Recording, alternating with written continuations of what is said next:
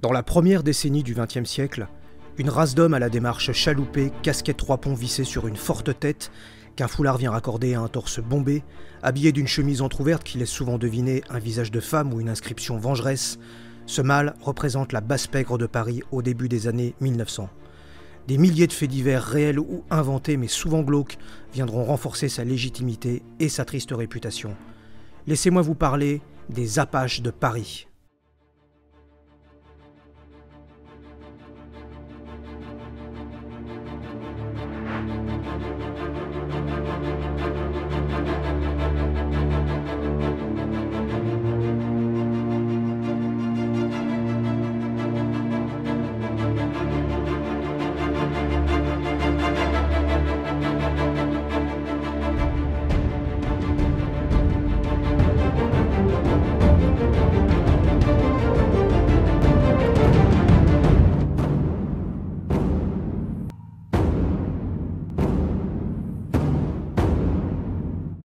Bonjour à toutes et à tous, ravi de vous retrouver pour cette nouvelle émission du French Tattoo Museum.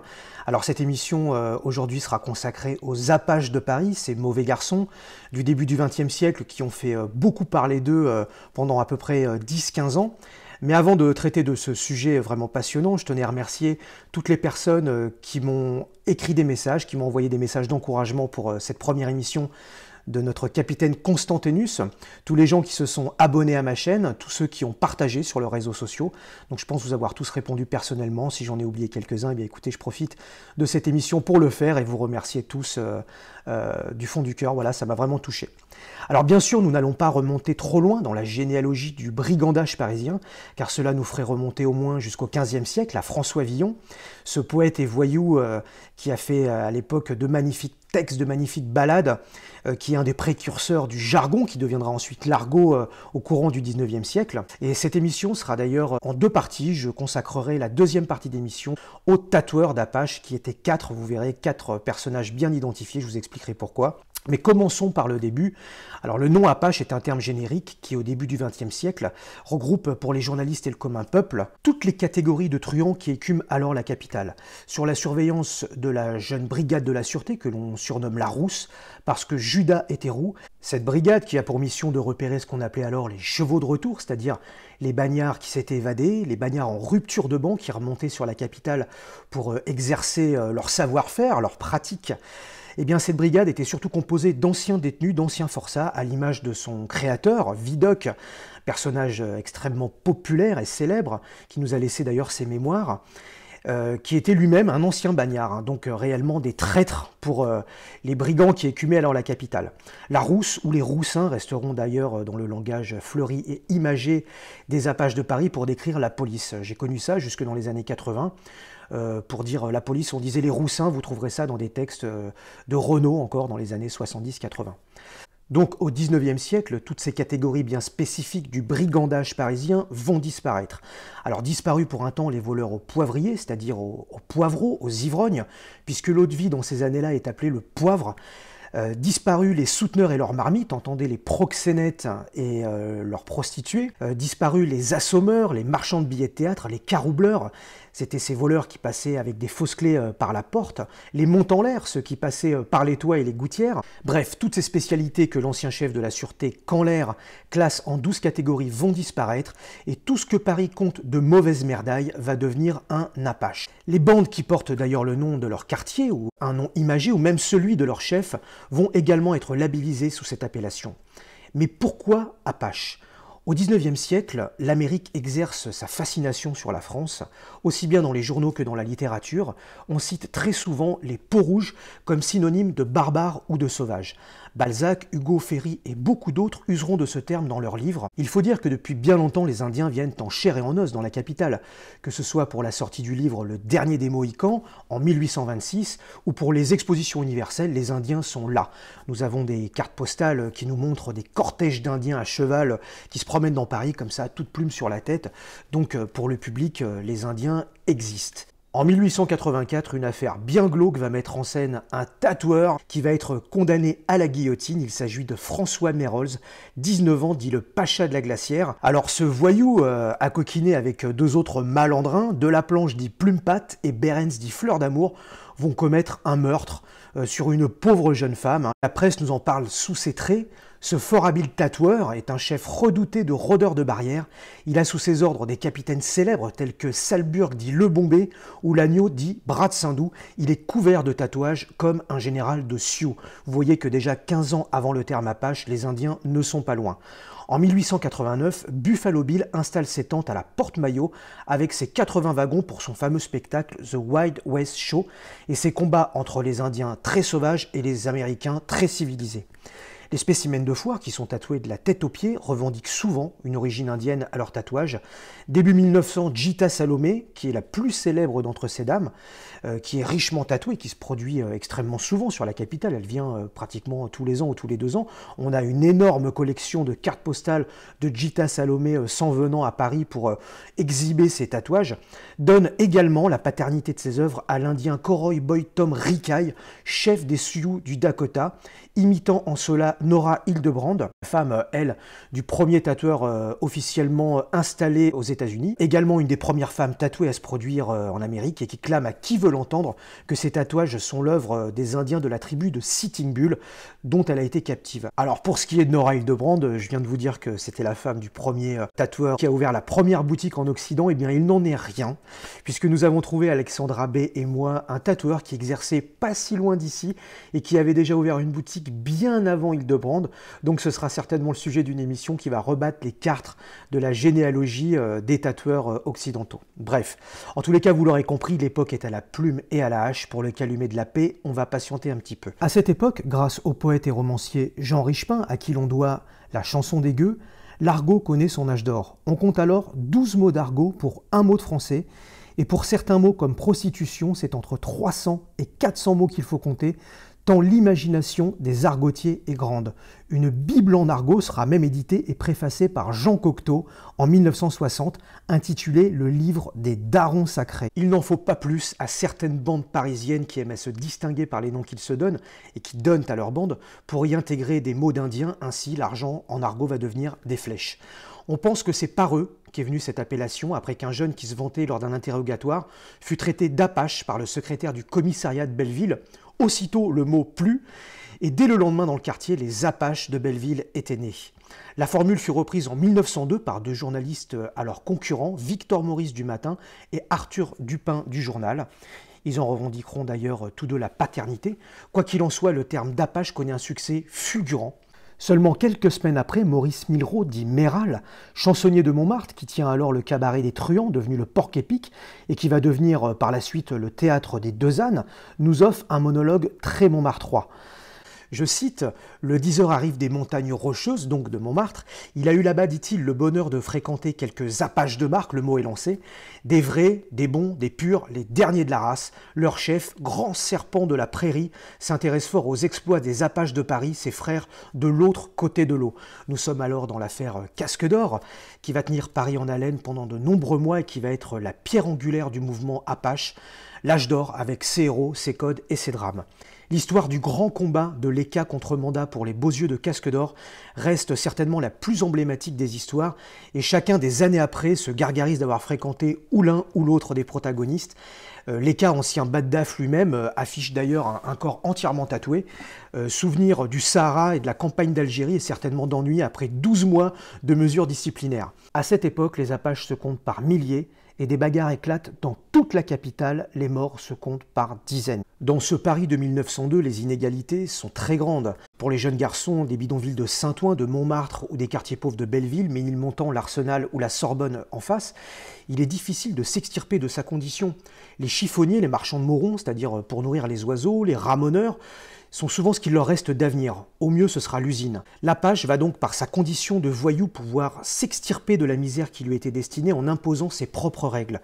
Le mouvement anarchiste qui disparaît doucement et qui a fait couler beaucoup d'encre et de sang n'est sans doute pas étranger dans ce changement de mentalité. Une alliance se forme d'ailleurs entre certains anarchistes et certains Apaches.